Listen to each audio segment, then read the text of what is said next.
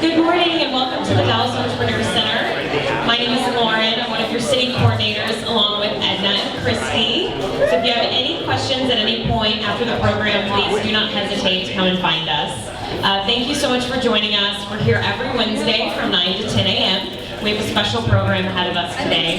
We'll have 3 presenters, each having 6 minutes to pitch and then 10-minute interactive Q&A. We also ask you to please ask questions, stay engaged, provide feedback. They all love having your feedback and engagement. And a little bit of information about 1 Million Cups. It's an educational program produced by the Kauffman Foundation to engage and connect local entrepreneurs while helping build startups on a grassroots level. Just to kick it off, we'd like to invite our CEO of the deck, Trey Bowles, up to stage, and he'll tell a little bit more about the deck. Good morning, everybody. How are you guys doing? How cool is it that we get to get up on Wednesday mornings and come watch entrepreneurs meet?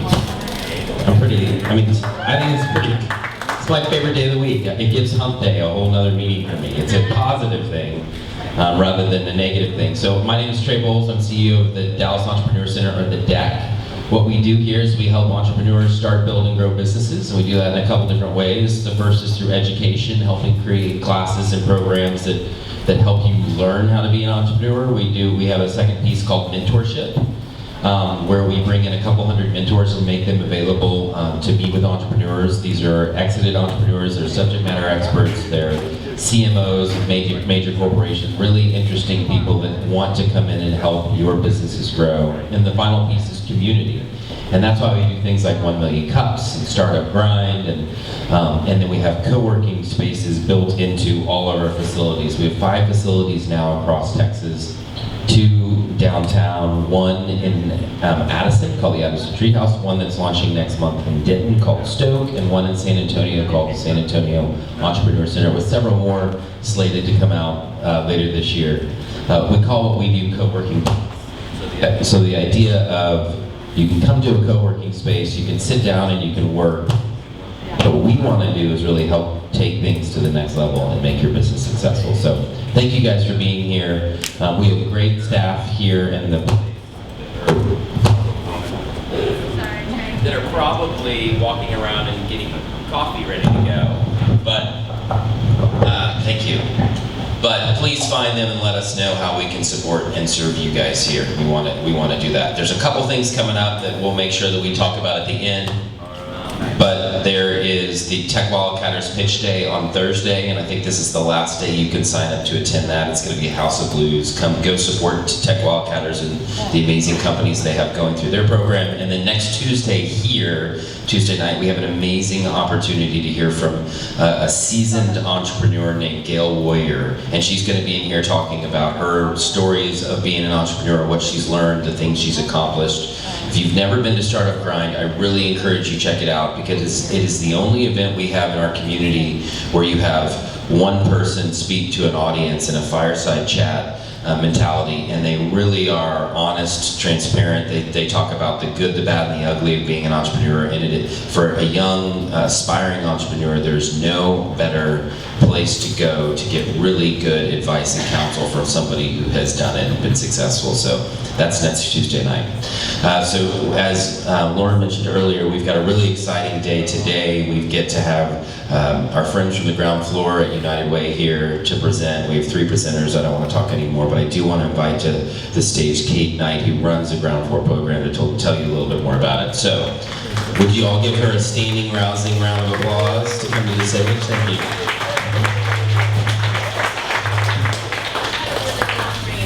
Very long range. Whoa. Can I be closer? Okay. Thanks, guys. We're so thankful to be here this morning. Thanks for having us and showing such a warm welcome. I'm the director of the ground floor at United Way, which is our social innovation fund and impact accelerator program, where we provide financial capital, human capital, and social capital to support new ideas in the areas of education, income, and health. We're looking for people that are trying to solve those tough problems in our community that really are the foundation of healthy communities and healthy families, and that's what we're really focused on at United Way. So we've got 3 awesome innovators here to pitch to you what they're working on, where you think it's pretty great, and we'll be back here next week with a couple of more. So hope you'll join us then too, and I don't want to take up any more of their time, so if you're curious about the ground floor, you can visit thegroundfloor.org, and I'm going to go ahead and hand it off to our first pitch. Woo, thank you so much. All right. Sorry. I'll just do this. Just try it holding it far away. Please, there. Okay, sorry about that. So, without further ado, let's everybody stand up and give a warm welcome to Brittany from Akola. Please, round of applause.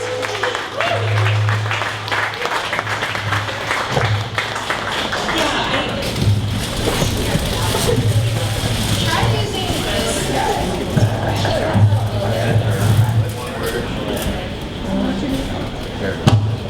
Hello, testing. Perfect.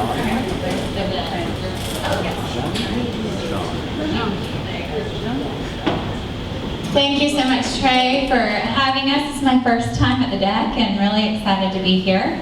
Hi, I'm Brittany Underwood. I am the founder and CEO of the Akola Project. Akola is a 10-year-old nonprofit with a mission-driven enterprise that has empowered over 500 women in East Africa to transform the lives of their families and communities through economic development. Recently, we expanded to Dallas to bring our model here to work with women in urban poverty in South and West Dallas to equip them with the income that they needed to get their lives together, to get back on their feet, and to provide for their family. And that's where we joined forces with United Way and their Social Innovation Fund to really figure out how we could scale our model that's worked well in rural villages in Uganda to our city here in Dallas. I'm going to tell you a little bit more about that later. So at Akola, we're trying to create the most impactful brand in the world, starting with jewelry. What this looks like is first creating a global impact at every point in the supply chain. So with our products, we seek to make an impact with our raw materials, our assembly, and our distribution. And on top of that, 100% of our profits are reinvested into our social mission to empower women in extreme poverty.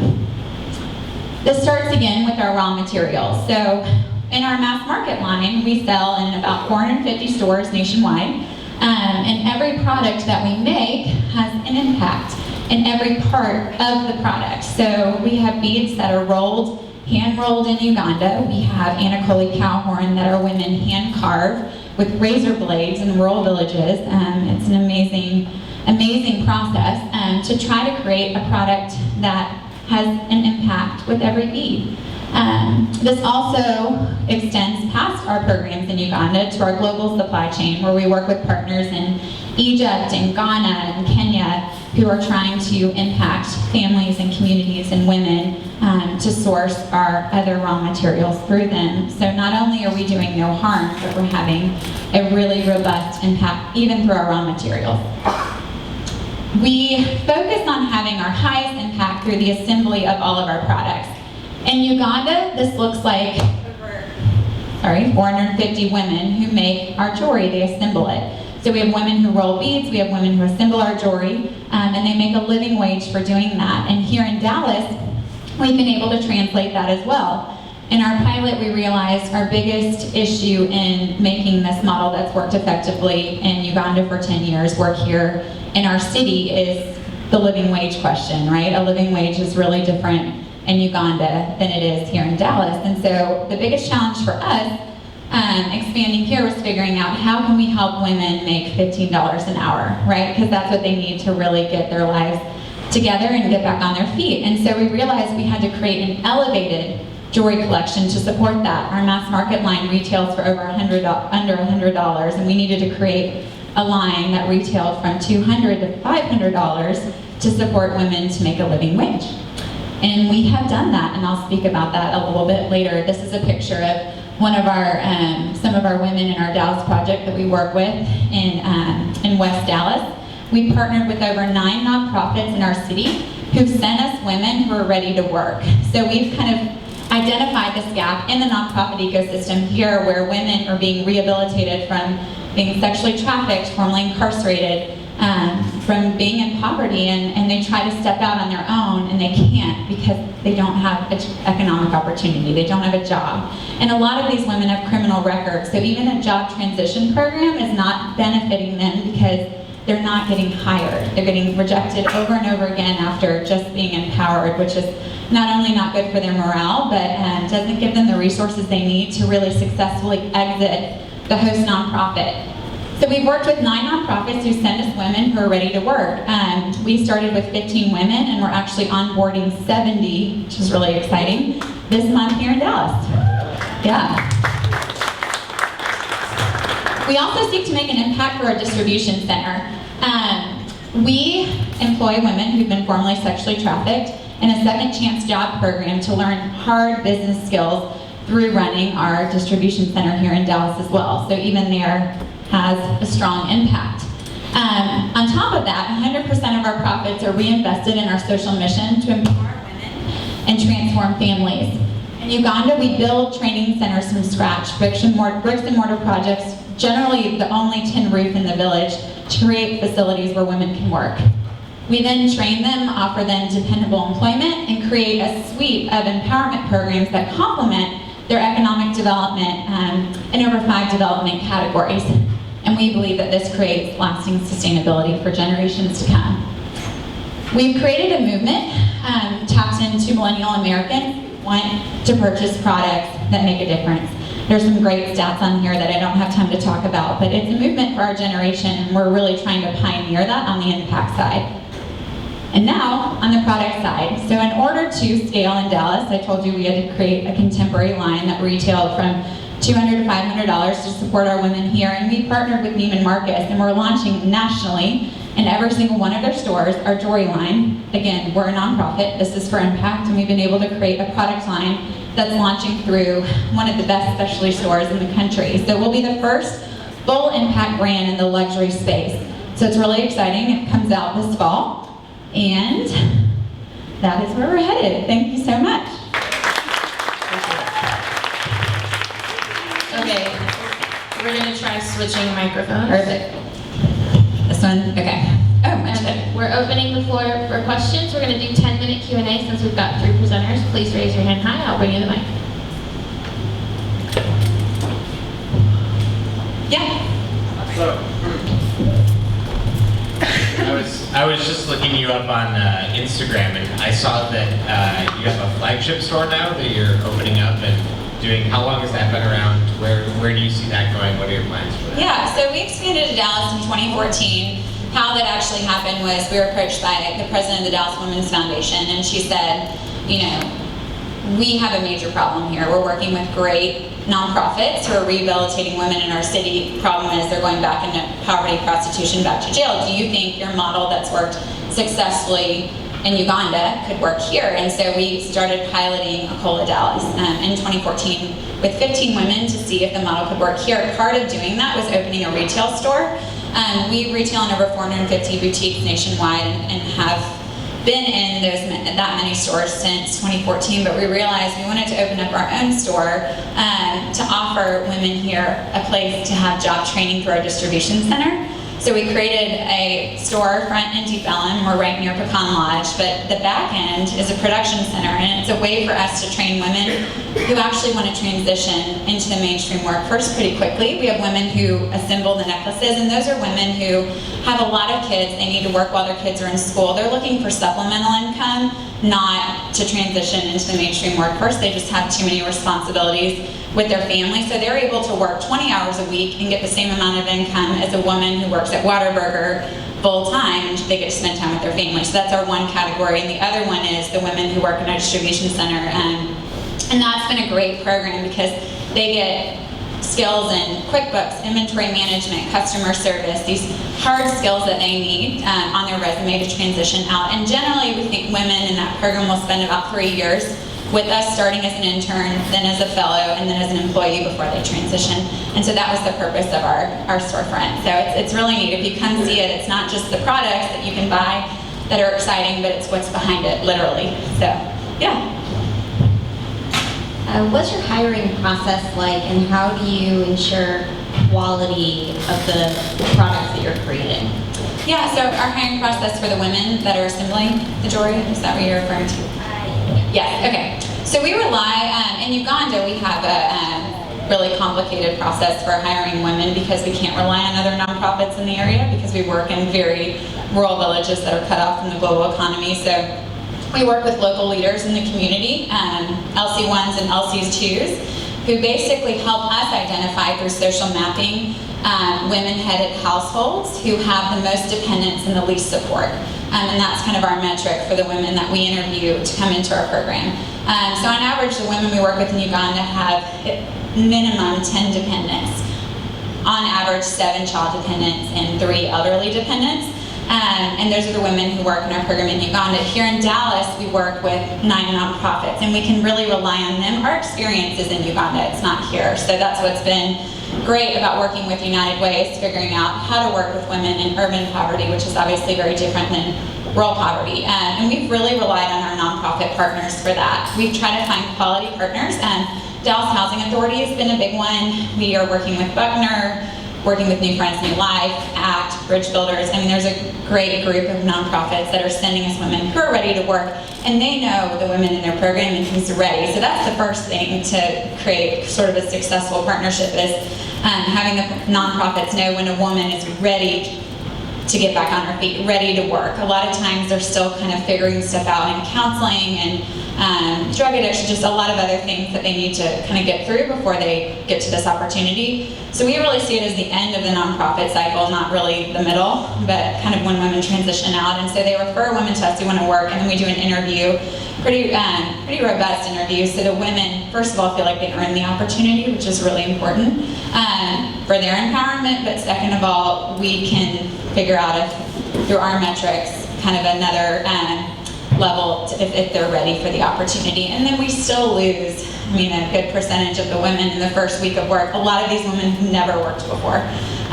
So we, partner with them and encourage them, but for some of them it's just too challenging to show up, and they're just not ready. And so even then we lose a percentage of our women, but that rate's becoming smaller and smaller as we figure out the quality of the nonprofit we're working with, so we can really rely on them to identify women who are ready. It's a great question. Hi, I wanted to know how you're using your communication strategy, like what's your brand appeal to higher end customers? Like the Neiman Marcus jewelry market, that's a very competitive market. So Yeah. I want to know like what strategies you're using to appeal to your customers. Yeah, that's great. So we're working with a marketing firm called the M Group in New York, and they work with brands like Oscar de la Renta, other luxury brands, but they've also worked with Charity Water, so they understand the nonprofit impact. And we're actually doing a full rebranding right now, right before we launch in July, because we have to figure out how to be a luxury brand now. We've been a mass market brand, and we can always be a mass market brand, but we can't always be a luxury brand. So we're having to do new brand videos, we're having to do kind of a whole overhaul on our communication strategy and branding, work with a new PR firm, so that's all in process right now, but we'll launch that new brand face this July with the launch through all the Neiman Marcus stores. Yeah, that's a great question. Yeah. Awesome presentation, awesome mission. Do you currently have any celebrity partners or sponsors that are wearing your jewelry that they would be happy to take pictures and express? Yeah, we always love more. We've worked with Jessica Alba, who's been great because her kind of vision for her company really aligns with ours. Sophia Bush has been big. She came over to our project last year. Troy Ann, worked with her quite a bit. Julianne Huff. Amal Clooney just agreed to wear Neiman Marcus necklaces, so that's exciting. That's happening. But yeah, it helps us a lot, especially with this, the demographic of women we need to kind of push towards buying our product in Neiman's versus, we're going to be in the same category as Chan Lu, and he's been around for a long time. We're going to be above Kate. So yeah, as much energy we can get from celebrities to get the message out that not only do we have a beautiful product, but we have a full impact brand, which is the first in this space. So it's exciting, yeah. back here. I understand that you're a nonprofit organization, but when you collaborate with a for-profit organization such as Neiman Marcus, is there, how does that work? Is there a profit sharing scheme or anything like that? That's my first question. The second question is, I agree with your mission to help the women with limited background to get back on their feet. But does that seem a little bit rewarding the I don't want to say criminals because but you know where I'm going, right? And my third question is Yeah, let me get that first one, or the second one.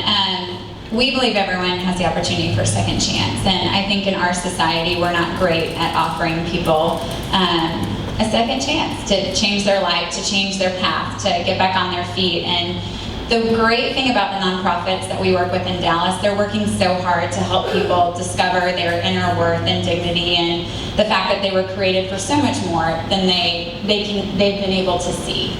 And once that shift takes place, they just want opportunity. They want someone to give them a chance. And so we're able to kind of come alongside them and be that vehicle that encourages them and empowers them and says, you are created for so much more. Not only to survive and provide for yourself and be a self-sustaining woman, but to give back, to create change in your community, and that's our greater vision. And so we see that as a real opportunity. In Uganda, we work with the most marginalized women in their country. That's our goal. That's women in rural poverty, subsistence farmers who don't own their own land. So one bad harvest, they're in debt and their children starve.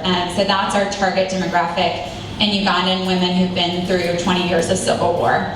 But here in Dallas, we wanted to have kind of a twofold impact. One with women who are just in extreme poverty and need this opportunity, but the other one for women who've had a bad history and no one's giving them a chance, no one's giving them a job or an opportunity, and we want to be that vehicle for them. What was your other question?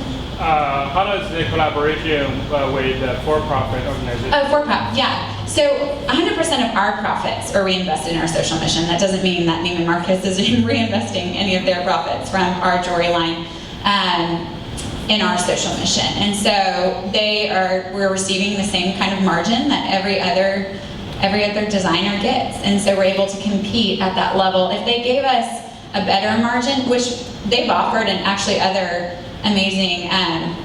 amazing distributors have offered, but they won't keep us in long term. It's not a smart strategy for us because they can only lose profits for so long, and we want to be a brand that's around for 20 years. And we want to create the highest quality products and the highest impact products in this space. And we've been able to figure out how to run a business through a nonprofit framework, really looking at goodwill and their model of being a profitable nonprofit and running a very robust and well-run business within a 501c3 framework. So, yeah. Okay, we've got time for one last question, and the question is, what can the community do for you? Yeah, so there's so much. I mean, with the launch of the Neiman Marcus line this fall, we just have a great platform, even a great PR platform for high visibility for our product line and our impact, and spreading the word, getting people to our store, to our website, following us on Instagram, and buying our products from us as well as from Neiman's, and making sure that we're able to continue to be a pioneer in this space. Also, celebrity partnerships are great, and any partnerships in the city are so valuable. We're looking for, I think we have 6 impact investment opportunities kind of outstanding right now.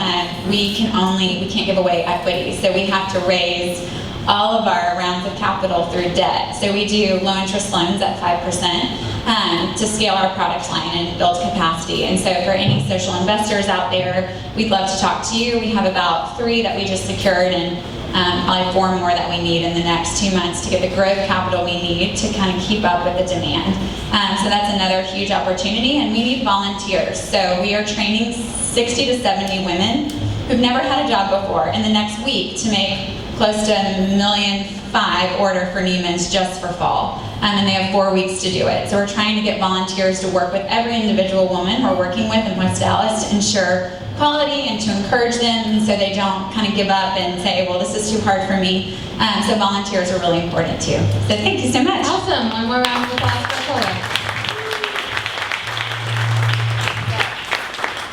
All right, before we bring up the next presenter, just a quick reminder to join us on Twitter and on Facebook. We have the hashtag 1MCDAL, and then we've included the Twitter handles for the rest of the presenters. That way you can stay engaged and join the conversation. All right, up next, we have Darren from Bonton Farm. So everybody please stand up, give a big warm welcome. Let's welcome to the stage. Thank you. I guess this is every time you hand it off, you go through the getting to know each other. Good morning. What a great presentation. I have the unfortunate position of following that, but it's a great mission, and can you hear okay? It's a great mission, and I really enjoyed hearing the presentation. I agree with Trey, what Trey said earlier. It's a beautiful day. It's a great day to be here. Thank you all for coming out to hear us share with you. What a great city. You know, we have one of the 10th largest gross metropolitan products in the world. Did you know that? Approaching a $500 billion economy. We rank tied with 10th with Paris for the most billionaires in any city in the world. We have this great city with, I think last year we were voted the top skyline in the United States. And so we have this beautiful city with all this stuff going on. But Dallas really is a tale of two cities. And it wasn't until about 5 years ago when I began volunteering in an inner city community called Bonton that I became aware of this other part of our city. And I'd like to tell you a little bit about that this morning. First of all, I didn't know this until recently when I was attending a Mayor's Grow South presentation. But if you were to draw a line across Woodall Rogers that cuts through the center of downtown, 55% of the population of Dallas lives north of that line. Only 45% live south. But 98% of the jobs are north of downtown. Only 2% south. So we have roughly half the population living in an area where only 2% of the jobs exist. If I dial that in even further and talk about Dallas as we relate to poverty, first, an unfortunate statistic is that we rank #1 in childhood poverty in the nation. We rank #3 overall, behind only Detroit, Michigan, and Memphis, Tennessee. And if you dial that into Bonton, one of the things that I've learned is that the health of inner city communities suffers because of the lack of access to food. So we have double the rate of stroke, double the rate of cancer, double the rate of heart disease, double the rate of diabetes, double the rate of childhood obesity than the county that we're in. We have a 300% higher death rate from diabetes than Dallas County itself. So my name is Darren Babcock, and I'm the founder of Bonton Farms. Our mission is an agricultural intervention to restore health, create jobs, and ignite hope in South Dallas. The way we do that is we planted the first urban farm in the city, 7 minutes south of downtown, or about 3.5 miles south of Deep Ellum or Fair Park. You'll find Bonton. And at the back of the community, right up against the Great Trinity Forest, we planted an 1.25 acre farm. And that farm's the first in the city of Dallas. We raise goats and pigs and chickens. It's a real farm. It's not just a vegetable farm. We do that too. But we have the full accompaniments of what a farm entails. Our strategy is kind of a Robin Hood strategy. We desire to grow food and to create jobs for people in the underserved communities. But we also, in order to do that, we want to create living wages for the folks that work there. And to do that, we have to sell a good portion of what we grow to people outside of our community. And so basically it's a Robin Hood approach where we sell to the highest bidder, some of the top chefs in town, some of the best farmers markets, and we use the profits that we get from that to subsidize the price of the products in our communities. We really have 3 core objectives: to grow healthy, affordable food in the community for the community, to be a venue for community engagement and education. A lot of the things I talked about in the beginning, when I start to share the condition of our city and the dichotomy of the amazing parts of our city and the underserved parts of our city, a lot of times I get the response like, I had no idea. And so one of our missions is to help be an education platform to make people aware of the opportunities to improve our city for the underserved communities that exist. And then lastly, to create economic development and job creation. Financially, we're building, not only did we start the 1.25 acre farm, but we're currently expanding to an 18-acre site 10 minutes down the road. Because of the expansion, it's delayed in some ways it's delayed our profitability, but it's also improved our chances to be profitable long run because the economy of scale that comes with that. So by year 3, we should be at a break-even or profitable situation. We have 3 people on the team. I want to share a little bit about Patrick Wright, who is the farm manager at Bonton Farms. If you come, you will meet him.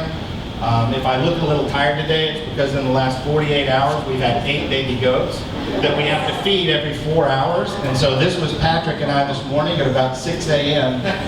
With bottles in both hands feeding all the goats. So how can you help? Well, you know, you're only as sick as your secrets. You're only as sick as your secrets. So one of the things that would help greatly is to help get the word out.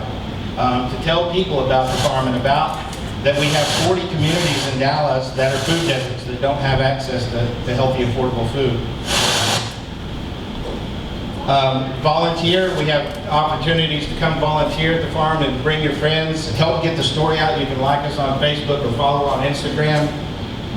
And then obviously as we grow, we need financial support to help continue to bring food and jobs to underserved communities we talked about.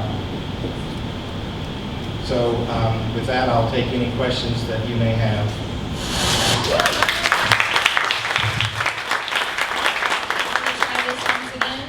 You could just stand on this side. It seems to behave if you just stay put.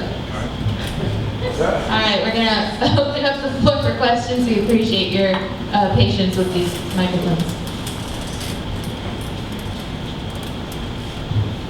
Hi, it's a really cool idea, by the way. I just wanted to know what response you've gotten from Bonton and the local community. Well, you know, we have somewhat of a unique, 5 years ago after starting to volunteer there, I moved into the community. So I worked for a private equity firm and lived in Frisco. I fell in love with the people and the place and moved in. And all of the things that we've done in Bonton are a result of relationships. So we don't come into communities and say, hey, I notice you don't have food and you're sick and dying because you don't have it, so we'll build a farm for you. Instead, I moved in because I fell in love with the people there, and we started working together and identified mutually some of the problems that they invited us into. Food was one of them. I started working with men first and foremost to help them get jobs because 80% of the men over 25 in Bonton have already been to prison. And so you also saw the stat of only having 2% of the jobs in South Dallas. So we started to work, but as I started working with men to work, I learned that so many of them weren't healthy enough to get a job. If you're getting dialysis 3 times a week and having your blood sucked out and cleaned and pumped back in, you don't really have the energy to go to work. And so we met about it as a community and said, wait, this is unacceptable. We have to do something about this, so what can we do? And it started with just planting a garden on an abandoned lot next to my house because my garden hose would reach there. But it started a conversation.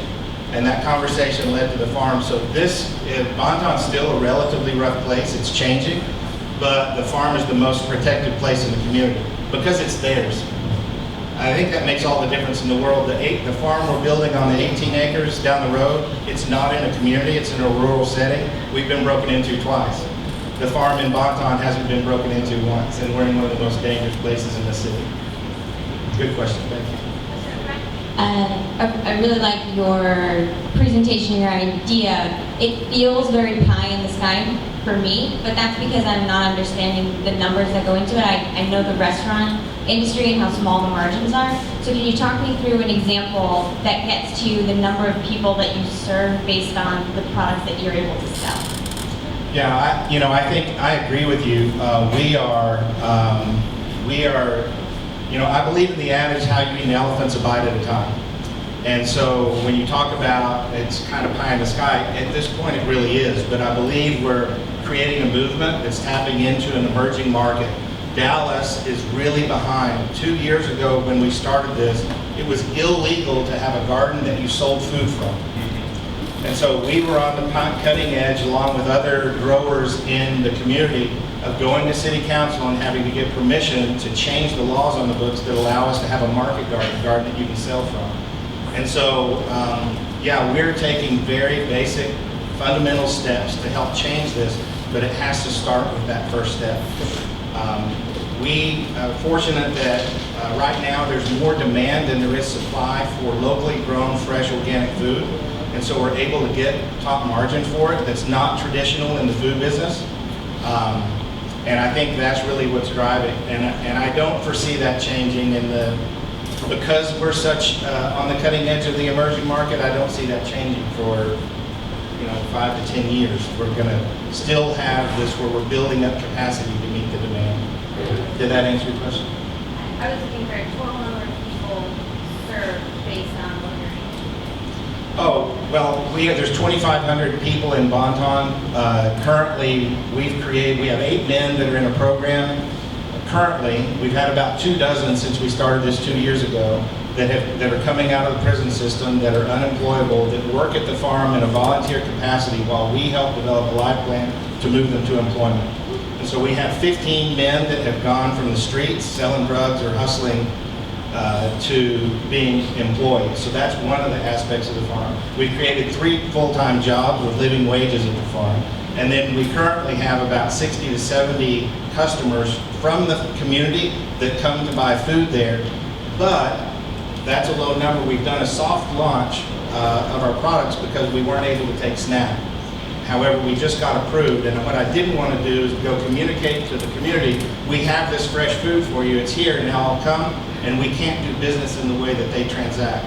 So we've kind of just opened the farm, we're open every day, people wander up and want to know what it is, and our customer base is built that way.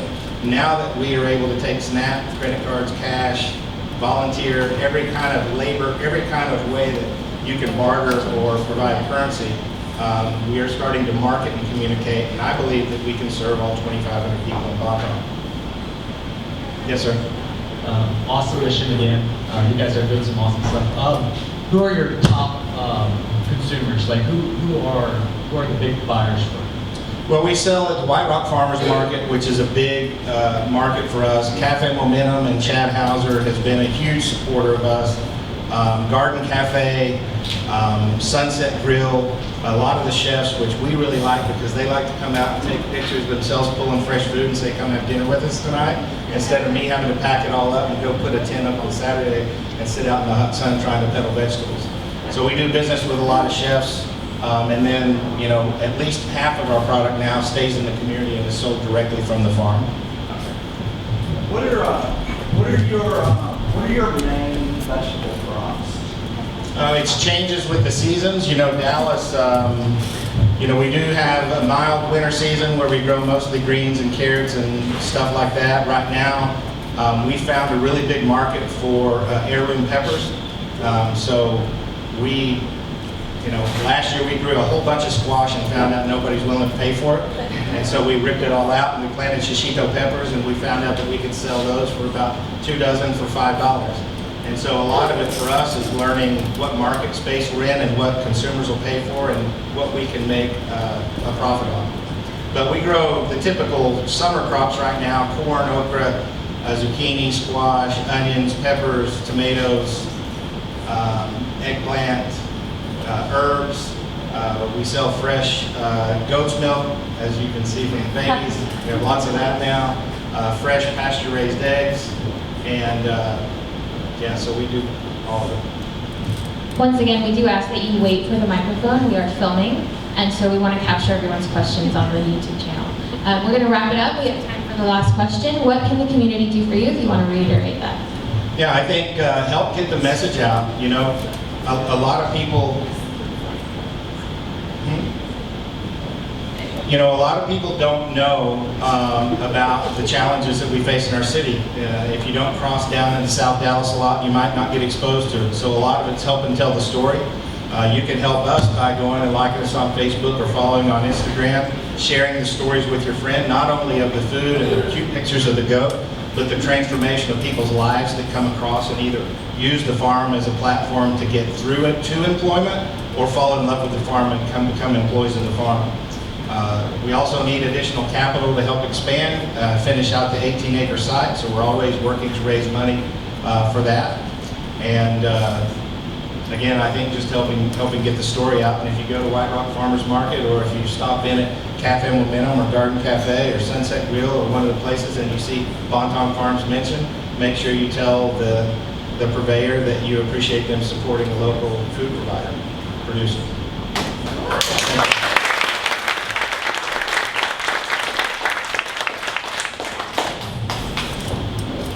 Perfect. And before we finish with our last presenter, we'd like to say that we also have a newsletter and our YouTube channel, which we are filming for, so please come find us on Facebook and subscribe.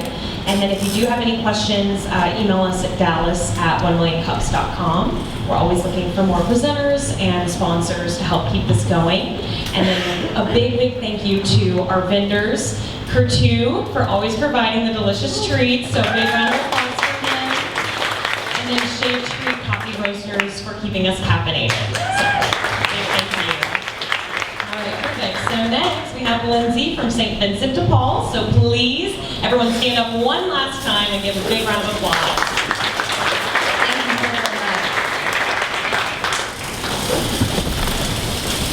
Darren, great presentation, Akola.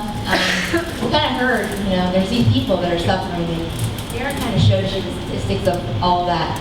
And right here we have Rosemary. She's a single mother of 3, hardworking, had the same job for 15 years. However, she fell upon hard times because of the fact that she had to make a decision. Do I pay the payday loan that I had to take out because the kids got sick and I had to buy medicine, couldn't find rent? Or do I pay the payday loan and get evicted? And so that's often how we meet people like Rosemary, and I'll tell you about that in a little bit. But payday lending is a huge problem here in Texas. 1 in 3 people report having a predatory loan over the last 5 years. In 2015, they did $375 million alone in just new loans. It was about a $700 million in total. And so you can see how quickly a $1,000 loan can be turned over and how it quickly becomes that of a cycle of debt. And so people can't get out of it because of APRs such as 300 to 500% or a fee base. You see a lot of application going on, and the United Way is doing a lot of it. However, even as policies are changing, there's still a huge gap. And so that's often where the Saint Vincent de Paul comes in. We heard about the people that call in need. And so we get the call for need, and that's our basic mission, is to help those rent, utilities, food, transportation, and we visit with them. Unlike a lot of other basic service providers, the Society of Saint Vincent de Paul goes to their home in pairs of 2. And that is because we like to preserve the human dignity of an individual. When we're there, we're not only meeting that basic need of, hey, I need the rent money, but we're going beyond that. We're looking at what the root cause of it is. And that is where the mini loan program comes in. We oftentimes are finding that a payday loan is often the cause of what is holding them back and why they can't get above water. So we qualified them. We have a robust approval system. We partnered up with United Way because we have over 800 volunteers. And so we can scale this program. Unlike a lot of other models that are out there, we actually work to keep people in the game by not letting them go through and default on the loan, by keeping them in the game, by supporting them, by starting a savings account of $25 when they start. When they finish, they get another $25, and we'll talk about some of our success.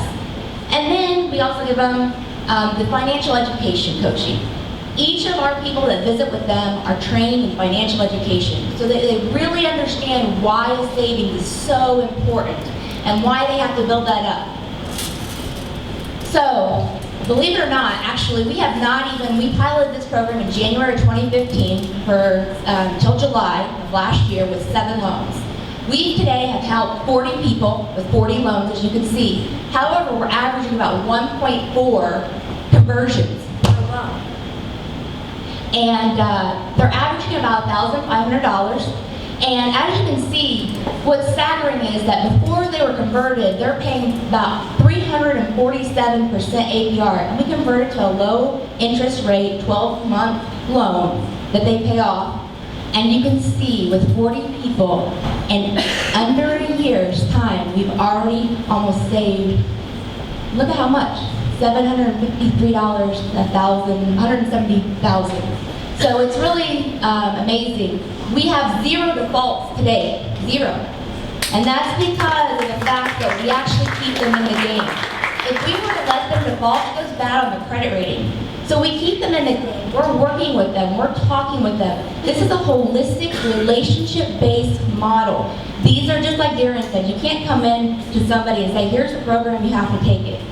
We have 38 conferences that all of these volunteers are a part of. These are members of their community. They're going into their homes. They're learning who they are. And that is why that we think that we're having success unlike any other program that's out there. So where are we going? What's going to happen? Well, our goal is to grow to 500 loans per year over the next 5 years. We have that capacity scale because of the volunteers, like I said. With the United Way and their program, we've been able to hire a mini loan program coordinator that actually does a lot of this stuff and fills in the gaps in the meantime as we bring on more volunteers to help in this area. And then you can see how $3.3 million and 900 families over the next 5 years as we scale. That's just the impact we're going to make to that point. Once we're at 500 a year, the range is the sky's the limit. There is a huge problem. Most would say it's too big to solve, but it's one person at a time. It's getting one person back on their feet, and it's helping them out. Other people are doing this at a higher lending rate. They're not getting the financial education. Employers have to be part of the system, employers have to be a participant of the program. We don't have any of those kind of requirements. We do have robust approval requirements to make sure that they have a job and they have the way of paying it back and everything like that. But other than that, that is how ours is different than others. So the society, as you've learned, we're a cadre of about 800 volunteers. We have about 5 full-time staff, including myself. My name is Lindsay. Never really said that because it's really not important. We are a Catholic lay organization. However, we service all people, and actually all of our impact program of systemic change is raised at our level so that today you guys can help us raise awareness. Right now, hashtag stop the debt trap, I should put that up there. They are getting legislation that's out there. We want to stop predatory lending in Texas. So join us on Facebook, on Instagram, but more so, you can come volunteer. And then of course, we're building a program that will be self-sustaining in 5 years so that we would have the ability to the operational cost, which is very low. So, thank you.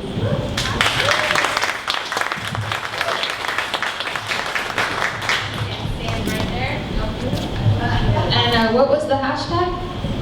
Hashtag stop the debt trap. So you can go on and read about legislation that's currently going through about predatory lending and how they prey on people that don't have a savings account or that are living paycheck to paycheck. 38% we talk about is in poverty, but 51% of Dallas is in asset poverty. So that means it's not just that, north and south of the median line. We're talking about people that live everywhere. All right, raise your hands high. I'll bring you the mic.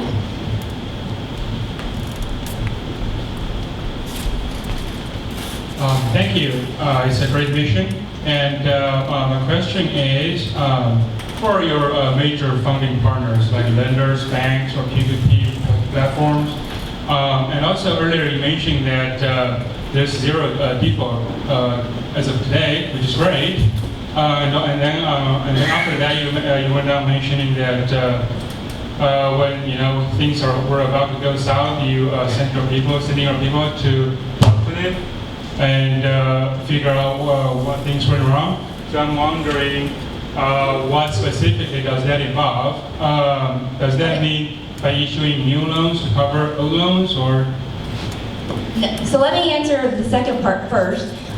So what we do is, because we know our neighbors, these people didn't have an emergency savings in the first time, or if they did, they've gotten all through it. And so they don't have, so let's say a child gets sick and they have our loan and they need to buy the medicine, or they need to service the child, they need to pay the loan. We actually, because we have that relationship, because we're going into their homes, they have a channel to talk to us. We can talk to them.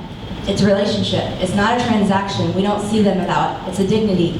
And so we will talk to them. We find out what's going on. And actually today, we have 100% that have picked up with that delinquency payments that you see. So that's how we're keeping people in the game, because it really wouldn't do them any good, because it would be a negative on their credit rating.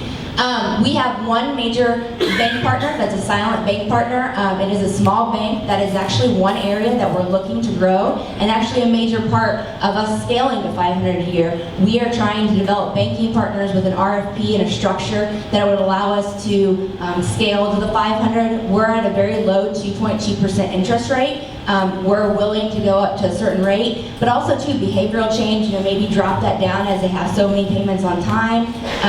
We are adapting this program because it actually, in Illinois, at Saint Vincent de Paul, they started one similar about 11 years ago, and it went through its cycle, and we've seen other ones come along, and so we've been able to adapt and change our model as we've gone on in the last year, and that's why I think that we're seeing the success that we are, is because we're open. That's, as entrepreneurs, you're going through the process and you're finding out what works and what doesn't, and making it the best it can be. Question in the back? As a loan product, I was wondering if you were reporting to the credit bureau, which credit bureaus you're reporting to, and if financial education is actually a requirement in order to take out the loan. Great question. So because we are going through a bank, we're not serving as the bank. We're just the collateral behind it. And we have raised that through grants, through foundations, through individual donors. And so it is being reported to the credit bureau just like any other loan that somebody would take out. We're just basically their backers. We're signing for them. And then second of all, what's the second part of that? Sorry. Financial education. Oh, the financial education. Yeah, that's a key point. So yes, everyone is required to go through financial coaching, financial education. But the way that we're doing that is we have one mini loan program coach at each of our conferences. So they go in and they do that coaching with them. And then if we're looking at additional partners then to also plug in so that we can, if we need to refer them somewhere else to do additional coaching, that be where we can do that. So you mentioned that you send over a couple people as advisors when somebody needs a loan. What is the general turnaround time between somebody needing one and being able to get one? For instance, if they discover at midnight the night before payday or the day before payday, they won't be able to make it one day. Yeah, that's a great question. Well, because we meet the basic need, it's not going to be a problem. We'll help you out, whatever, whether it be the rent or whatever. We're going to help you with the basic need. That goes back to the core of the society, or to meet the basic need. And then the vision is to then go to the root cause, of course, the systemic change portion. So the turnaround time, let's say we got a call today, you called, within 3 to 5 business days, we could have the loan paid off. We would go with you to the predatory lender, we would pay it off with you, and we would start, literally the day we get the call is the day we think. Thanks to Louise too, we now have a unique ability to collaborate, not just here in Dallas. So we actually, I have to tell this story, I'm sorry. We actually had a loan come in about a couple weeks ago, and her title loan was actually held though in Florida. And so the problem was, is the only way that the lender would allow us to pay that loan off would be if we sent it in the mail. And that's something we didn't feel comfortable. These people are already preying on people. So we actually, because we actually are part of a national and international organization, we call it the Tampa Conference. We sent them a check, they went in and paid it off, and we were able to get her going and everything within the 3 to 5 day business period. So this is very unique across the country because we are adapting. 800 volunteers and you're ready to scale this. as I hear that number, I'm wondering, those volunteers are probably really important to you throughout the process. So where are they coming from? How do they know about you? And then you just mentioned the national organization. So just kind of put the loop back together. Yeah. So it's a little complicated. So you're totally right. So those 800 volunteers are over the 9 counties that we serve in North Texas. So we're everywhere from Corsicana all the way up to the Oklahoma border. So those are 800 volunteers aggregated in 38 of the parish conferences. We actually roll up into a national organization, and we have over 100,000 volunteers in the U.S. alone. The thing is, you talked about scaling. Let's get it right here before we take it anywhere else. And so that's what we're really focused on, and that's why we are working with United Way, because right now we need to find other partners that are out there, especially those that are willing, banking partners that are willing to work with us on this self-sustaining, because it is. Other volunteers come to us though. You today can volunteer and help us fill in the gaps of places where we don't have volunteers that they're needed, or there's not a parish that's close to them. We would love to have you, and that's a huge part of us scaling up as well. So yeah, so then we roll up into the national organization. Did that answer it for you? And I can tell you from the 40, even though it's 40 loans, it's 40 individual loans, we've helped, that's actually as of April. We're actually at 46, and I don't know. Oh, okay, so we're at 48. We're really, honestly, since Louise has come aboard, we literally have seen an upward trend like no other, and we're getting the word out there. So if you know people that are affected by this, please help us spread the word. And then if you're a banking partner, we would love to talk with you about developing an RFP and a sustainable model, because we think it's something that could be really huge. So it's worthy. Awesome. So going from that, we can segue into anything else you think the community can do for you. Yeah. So a lot of people don't know about us. So spreading the word is always nice. Also, if you'd like to come and volunteer, you can always use volunteers. Louise can, we can at the council level. You can also just get involved. We're actually having our first Every Mile Counts 5K in September. Come out and run. Help us spread the word about that. Every cent of that, we have sponsorships for that. Every cent is going to our systemic change programs. And then we have our Breakfast of Hope, which was the second annual. Last year, the mayor spoke, as well as Alfreda Norman of the Federal Reserve on both of these programs. So, thank you. Awesome. One more round of applause for Saint Vincent de Paul.